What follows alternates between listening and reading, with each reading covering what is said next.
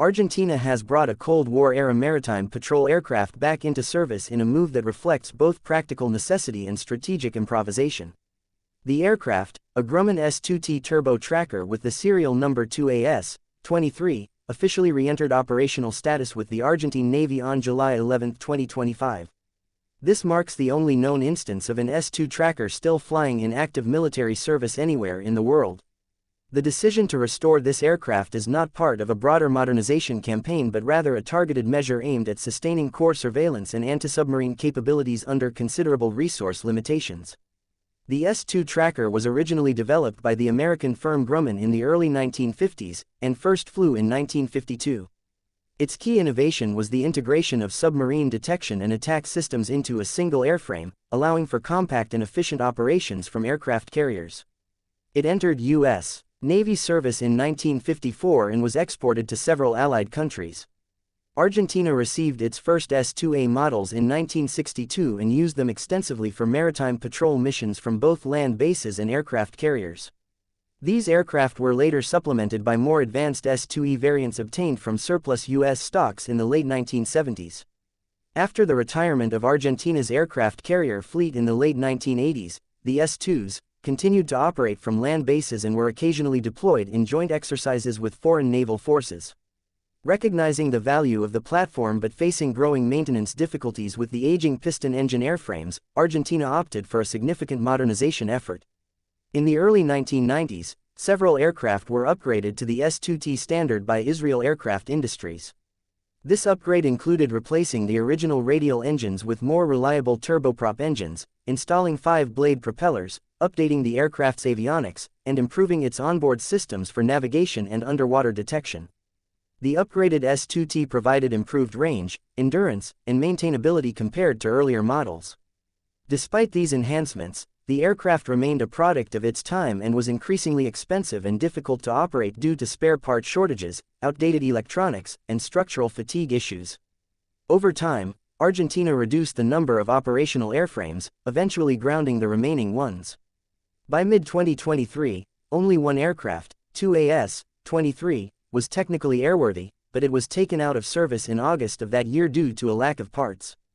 In late 2024, with maritime patrol capability severely limited, Argentina initiated the process of restoring 2AS-23. The restoration effort required months of focused technical work by Navy maintenance teams. This included structural inspections, reconditioning of mechanical systems, avionics checks, and careful calibration of onboard sensors. The aircraft was returned to flying condition in July 2025 and has since resumed missions from Comandante Espora Naval Air Base in Buenos Aires Province. The return of the S-2T tracker does not signify a shift toward reactivating a full fleet of Cold War aircraft but rather an interim solution to cover surveillance and anti-submarine patrol duties until more modern systems become fully operational. Argentina has long sought to modernize its maritime aviation force but has consistently faced delays and cancellations due to financial and logistical constraints. While there are plans to integrate newer platforms, those efforts remain incomplete, and the S-2T's return represents a practical step to avoid operational gaps. The tracker, even in its modernized S-2T configuration, operates with limitations in terms of sensor reach, automation, and mission flexibility. However, the aircraft's re-entry into service allows Argentina to maintain aerial maritime domain awareness over its coastal waters and exclusive economic zone. This is particularly important for monitoring illegal fishing, maritime traffic, and other strategic movements in the South Atlantic. The aircraft continues to use analog systems supplemented by digital upgrades introduced during its 1990s modernization. Its sensor suite, while no longer cutting-edge, includes equipment for detecting submerged objects and tracking them with reasonable accuracy.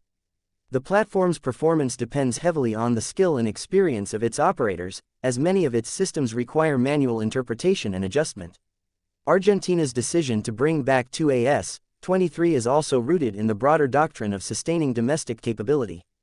Keeping at least one operational platform allows for ongoing pilot training, system testing, and maintenance proficiency. It prevents a complete loss of institutional knowledge related to maritime patrol aviation, which would be difficult and costly to rebuild later. Moreover, maintaining a visible patrol presence in national waters contributes to strategic signaling, showing that despite constraints, the country retains operational control over its maritime interests. Technical limitations remain. Spare parts for both airframe and systems are scarce, and many must be reverse engineered or sourced through specialized international suppliers. Ground crew expertise, built over decades, plays a vital role in keeping the aircraft safe and mission capable. The logistics of maintaining such an old airframe are complex, requiring a blend of legacy knowledge and modern engineering solutions to extend the platform's life in a safe and sustainable manner. In parallel, the Argentine Navy is examining the condition of 2 additional S-2T airframes that have been in storage. These aircraft, serial numbers 2AS-21 and 2AS-24, have not flown in several years but may be candidates for reactivation if their structures and systems are found to be in restorable condition. The decision to proceed will depend on further inspection outcomes, budget approvals, and the availability of essential components.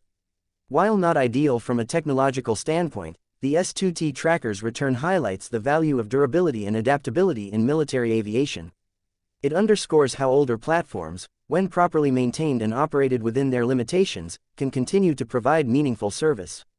The aircraft is not likely to remain in service indefinitely, but for now, it fills a critical gap and helps maintain core capabilities until a permanent and fully equipped modern fleet becomes available.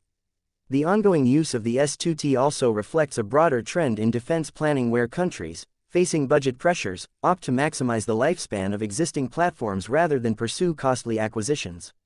Argentina's approach in this case is practical, leveraging available resources to ensure mission continuity in a high-priority operational area. The tracker may be a relic of a past era, but its continued service is the result of careful planning, skilled labor, and an understanding of national defense needs within the constraints of reality.